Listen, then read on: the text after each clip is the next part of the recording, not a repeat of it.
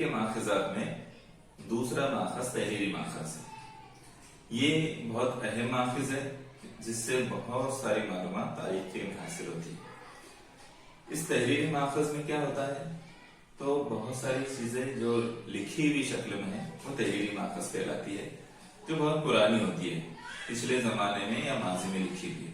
اس میں کون سی چیزیں شامل ہوتی ہے تو اس میں شاہی فرمان شامل ہوتے ہیں، خط و کتابت اور مراسلے ہوتے ہیں، گرنتھ سوانح ہوتی ہے، پھر حکومت کے دستاویزات ہوتے ہیں، اس میں تذکرے ہوتے ہیں. اس طرح کی اس میں کئی ساری چیزیں، سفر نامے بھی اس میں موجود ہوتے ہیں، یہ ساری چیزیں اس میں شامل ہوتی ہیں.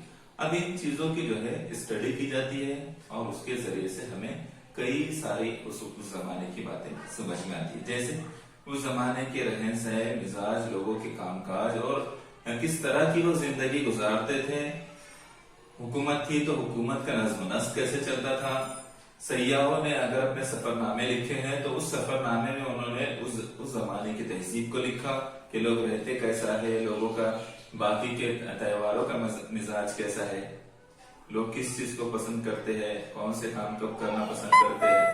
یہ ساری چیزیں ہمیں تحریری ماخذ سے حاصل ہوتی ہے، جس میں کتابیں خاص ذریعہ ہوتی ہے. شکریہ.